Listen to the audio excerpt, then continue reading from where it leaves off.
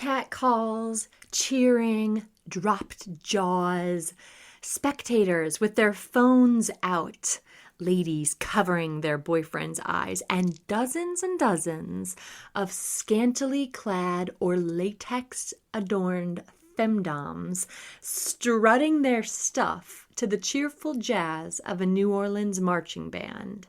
Welcome to DomCon New Orleans Second Line Parade.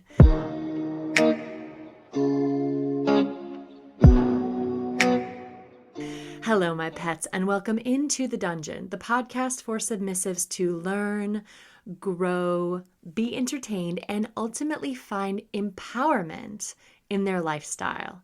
I'm your host, Kat Nash, the Music City Dominatrix, and today I'm giving you a taste of the DomCon experience as seen through my eyes. I'll walk you through my weekend, share some of the things I learned, and clue you into why this might just be something you want to check out next time around. Think of this as your free pass to be a fly on the wall. You kinky little perv, you. So let's get into it. First off, what the fuck is DomCon? Well, I'm so glad you asked. DomCon is a BDSM and fetish convention, kind of like the Comic-Con of the kink world, but not so big. The one in New Orleans was not that big. It brings together professional and lifestyle dominants, submissives, educators, and fetish enthusiasts from across the globe, but predominantly the United States. The focus of DomCon is community, education, and the celebration of the diverse spectrum of power exchange dynamics. This event features a range of workshops on BDSM skills, relationship dynamics, and some kink safety even. There are social gatherings and special interest meetups, anything from like submissive socials to there's like leather communities out there. This was my second year attending DomCon, and it's actually the only anything con I've ever been to. I've never been to a different convention, so I don't really have anything to compare it to other than this year versus last year. I feel like this year maybe was a little bit smaller than last year, but I had so much more fun this year. It felt like there were lots of femdoms open for connection and just in a place ready to see and be seen with authenticity, you know? Oh, that's another thing. While this convention is not specifically designated a femdom event, it definitely has a femdom flavor. It's created and facilitated by Mistress Cyan, who created the Sanctuary Studio in LA. It's like a dungeon out there, I think. Most of the workshops and classes are facilitated by femdoms. The logo and artwork are femdom focused. Most of the attendees are dominatrixes and femdoms. It's fucking awesome. Having said that, there is a mix. A lot of femdoms are switches. There are some male doms. There are some pets, sissies, etc. There's rope enthusiasts. There really is a BDSM variety, but I would say that the energy is predominantly femdoms. It's held at a large hotel in the French Quarter with several conference rooms and ballrooms in which there were classes and events. While the actual convention kicks off on a Wednesday with industry-only classes, I didn't arrive until Friday this year. So unfortunately, I missed the industry dominatrix social and the classes geared specifically towards them. There was a red carpet social on Thursday evening. Last year, I was in town Thursday specifically for that, but I got food poisoning and didn't get to wear my fucking gown. Damn it. But on any given day, starting at around 11 a.m., there are a myriad of classes available to choose from and attend. Bondage, branding, ritual, pet play, the legalities of BDSM. There really is a huge variety. Last year was my first time in New Orleans, so admittedly, I spent a limited amount of time attending the classes and spent a large chunk of my time exploring the city and, drinking my way down Bourbon Street. I'm not interested in alcohol anymore, so while I did still enjoy a stroll and beignets at a sidewalk cafe, whilst being serenaded by a street performer, the rest of my weekend was spent attending a class or an event every moment that they were available. And as a result of this, I really had a great time and met some truly awesome people. As opposed to taking classes on the things that immediately piqued my interest and spoke to me, like ritual or role play ideas, things I know I love and am into, this time I took classes that were completely foreign to me. My first class was actually a demonstration of a latex vac cube. What the fuck is that? I didn't know either. But it's essentially a PVC box frame covered in latex with a shop vac hose attached. So a person gets into the cube, has their head poking out of a sealed neck hole, and then somebody shop vacs the air out of it. And as a result, the person gets stuck in whatever position they were in to begin in latex. And let me tell you, latex is like a second skin. So the person is really extremely exposed. Latex is almost more revealing than just like bare naked, honestly, because it's all one, like all one color. It just magnifies, it just brings attention to the body. So obviously it works better if they're naked, they're frozen in that position. The people around them are free to admire this new statue or piece of art, really. They can touch the body, which apparently it feels extra sensitive. Something about the latex just that makes it feel different. I don't know. I haven't been in latex, unfortunately, though I did make a new latex friend. So rubber forthcoming for me. I'm very excited about it. You could pour ice cubes on them or do various sensation play. You could, fuck their mouth. They're like stuck in that position. I mean, just use your imagination. So from the person in the cube's perspective, they're stuck. It's not only a form of bondage, but the latex really magnifies their curves and edges and the sensitivity. So the vulnerability is really intense, which, in case you don't know by now, vulnerability in others is an enormous turn on to me. After the basic run through and education about the latex vac cube, the teacher then asked for volunteers. And one eager participant hopped up, stripped down to bra and panties, and climbed into the cube. She was not shy at all.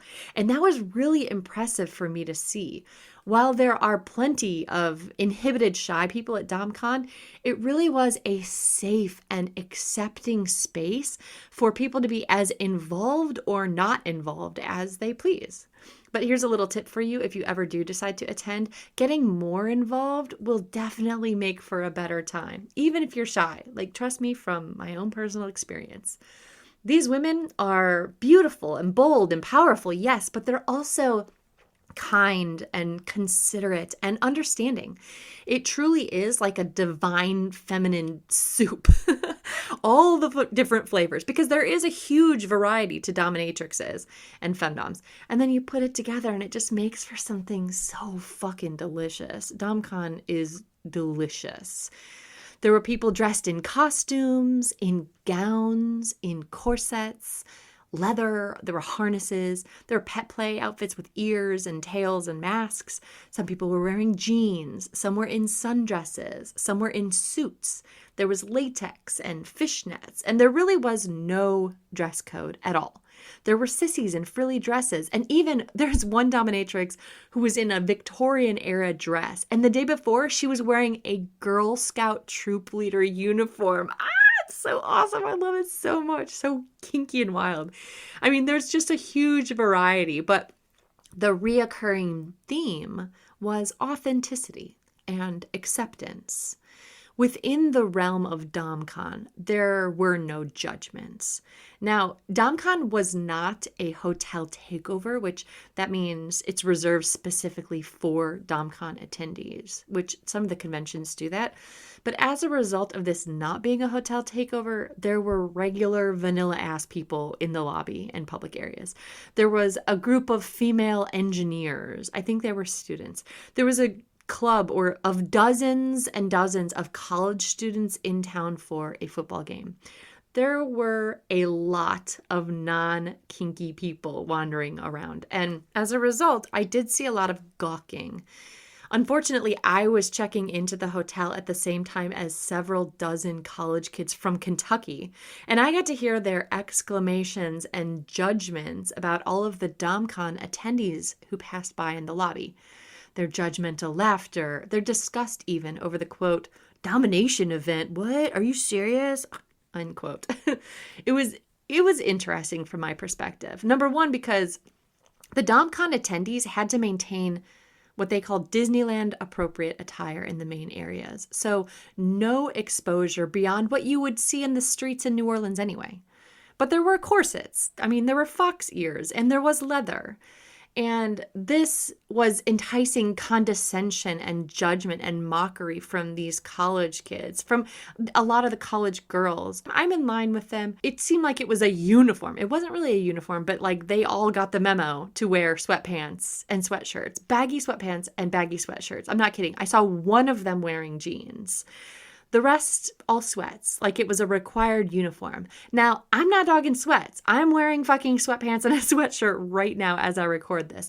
But when you're making fun of someone who is dressed in a gown, and you're making fun of them for how they look, you probably shouldn't be wearing what looks like sick day clothing in an elegant Crown Plaza lobby. You know, it was really immature. And also, with the guys, I couldn't help but recognize the hidden kinks in a lot of the male college students. There's this like electric fizzle of excitement that comes from their bodies. Even as they mocked the idea of kink, I could recognize like, you're totally my typical client. Like, I think I know what your kinks are before you know what your kinks are, buddy. So that whole dynamic there was a really big turn off from the beginning. Fortunately, the classes and events were set in an area that was restricted to the general public. So other than the hallways and the elevator, it was pretty easy to avoid that type of energy. I did have a trio of college boys stumble into the elevator with me after the late night dungeon play party. And my attire at that time was kind of pushing the limit on what was considered expectable by DomCon standards for public areas.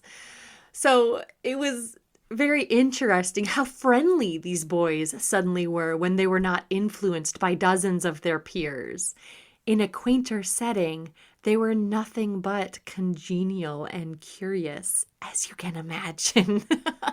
So yeah, me in an elevator, 6 floors with 3 drunk college boys. It was a lot of fun.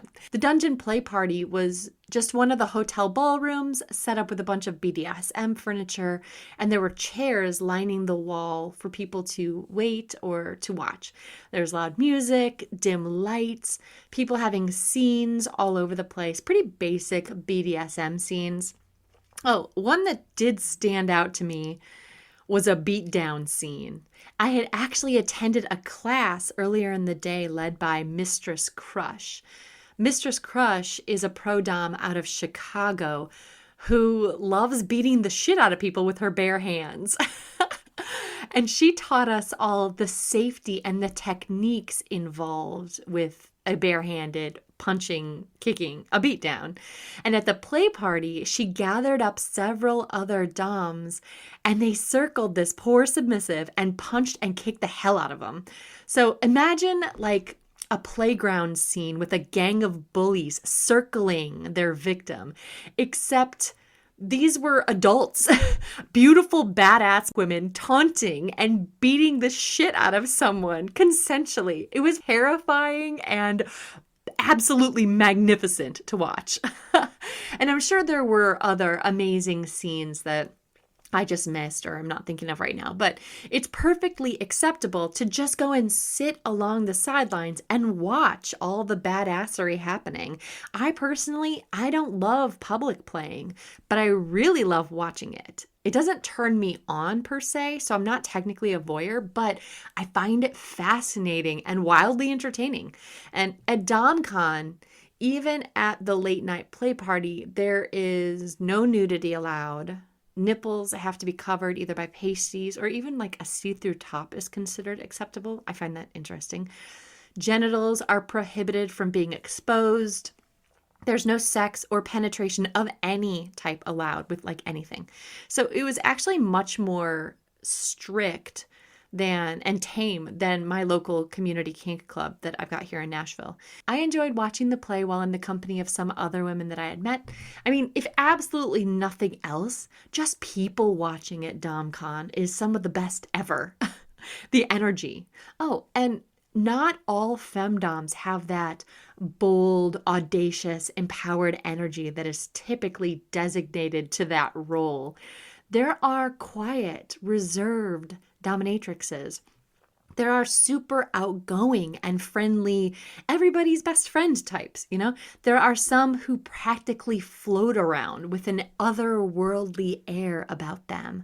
Most were very unassuming. And that's something that I guess surprised me. The first time I went, I had this idea in my mind that all dominatrixes were like me. And in retrospect, that's a fucking stupid and silly thought, you know? Being a pro dom is my full-time income source. I meet with people in person. I session in person as my job. But being a dominatrix can mean you dom men on camera, like your personal submissives, and you make films.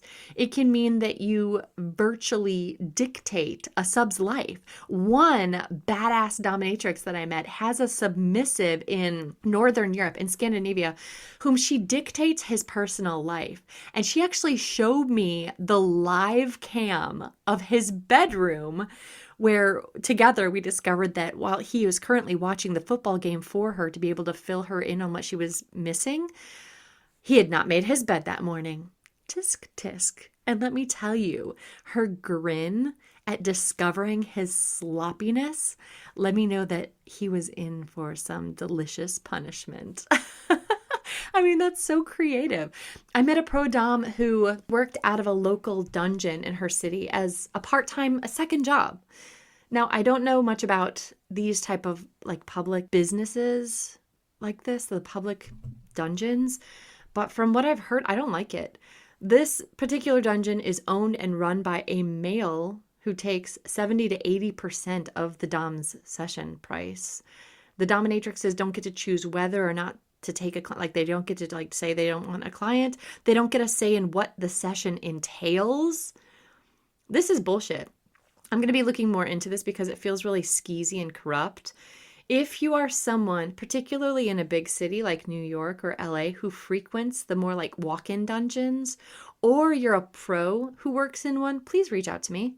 I want to hear more about this and your experiences with it, because honestly, from what I heard this weekend, it doesn't sound good. At the very least, these dominatrixes are getting taken advantage of. And I'm not saying that all public pro-dom dungeons are like this. It's just the one that I heard about. So I'd like to hear from others. Because if this is a thing, then it's not really being talked about and it needs to be addressed. So if you're a pro dom that works at a walk-in public dungeon, please message me. Or if you are a submissive who's been to those and has any insight into it, please reach out to me. Anyway, I attended a class on dollification hosted by Vanessa Kestrel. What an amazing teacher. This was one of those things that I had zero interest in. I was actually on my way to a class on service submissive motivation, but Ms. Kestrel's beautiful energy lured me to her class. And now I'm obsessed with the idea of turning a submissive into my own little doll to dress up and play with however I want behind my closed bedroom doors. I cannot wait to dive into this new kink. I took a class on electroplay. I have one real takeaway from that class, and that's that you should always be grounded when you do electroplay, either wearing rubber-soled shoes or laying on a bed, sitting on a chair. But apparently you should not just be barefoot on a wood floor, and I didn't know that. Another basic safety bit that I did know but want to remind any listeners interested in electroplay or violet wand, don't do it if the bottom has a pacemaker or any metal in their body from surgery. Piercings are fine, but metal rods are not. Anyway, the classes were awesome. The teachers were, almost without exception, amazing. The social events were really awesome because I did meet femdoms from around the world.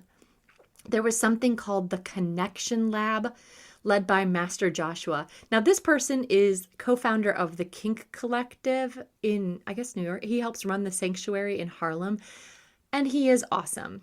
It's rare that I will tout a male dom because I see so many men claim to be doms, and what they really mean is that they enjoy the further suppression and misuse of women. But occasionally I come across a male dom who is genuinely and wholeheartedly fucking awesome. And these guys, they've typically managed to suppress their egos, and Master Joshua is one of them. His mission is to foster true and in-depth connection. So he facilitated this event that was kind of like speed dating, but for connection, not for dating purposes. It wasn't even kink related. It was just really to meet people and cut through the small talk. It was a great event, and I think I might try to bring that whole idea, that concept, to my local community for depth of connection. So what else happened at DomCon? Well, I also took a lot of breathers on the second floor wraparound porch. It overlooks Bourbon Street. And at any given time, there were kinksters out there smoking, vaping, or like me, just enjoying the vibe and the potential conversations. There was a mistress's tea that I got to attend for just a minute before having to rush out to catch my flight. But the mistress's tea was a formal tea party where submissives served women. It was like butler style. There was a vendor hall that had maybe 20 booths. There were impact implements, bondage gear, some kinky jewelry, art, photography, and even a smut author was present, along with a couple of clothing booths. There was also a stage in that hall, and it was open to anyone pre-approved to give some sort of demonstration or performance. So like anybody could sign up for a certain time to go and do something on that stage. Some of the things I missed and therefore cannot speak on were the Pet Play Awards and the DomCon pageant. So it was an awesome weekend filled with fascinating classes and wonderful conversations and connections, all held in New Orleans, which to me is America's best food city. Like even the convenience store fried chicken is going to be some of the best damn fried chicken you've ever had. I'm drooling. I'm actually salivating right now just thinking of New Orleans in general. The basic French fries come slathered in like a Creole crayfish and mushroom cream sauce. It's fucking amazing. I just love New Orleans. But as a submissive, why should you go? Well, here's the thing I found surprising. There were a minimum of submissives there. Sure, a couple of femdoms brought their subs to serve them, but most did not. And yes, there were a few brave subs who attended on their own, but there were hardly any. And this is such a missed opportunity. Here are hundreds of femdoms in one place at one time. They're all there to learn, to network, and many are there to make content. So if you're open to being in content, you will be used if you want to. If you want to serve a goddess, there are many who would be open to a service sub for the weekend. If you want a session, there are lots of pros there who brought their equipment and were open to booking paid sessions. And if you are a foot sub, oh my God, you need to go to DomCon next year. You'll be in foot worship heaven.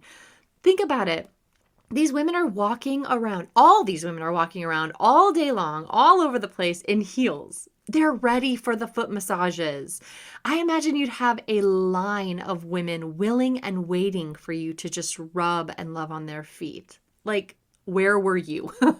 I was ready for you. Likewise with the service sub, submissives are sleeping on the huge opportunity that is DomCon.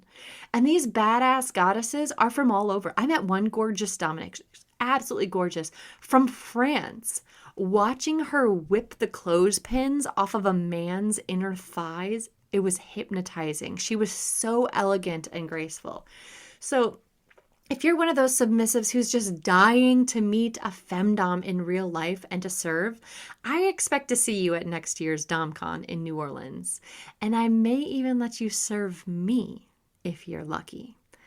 I hope that you've enjoyed this peek into the experience of DomCon and that you'll join me for whatever shenanigans I have to blab about next week. Until next time, stay kinky, my pets.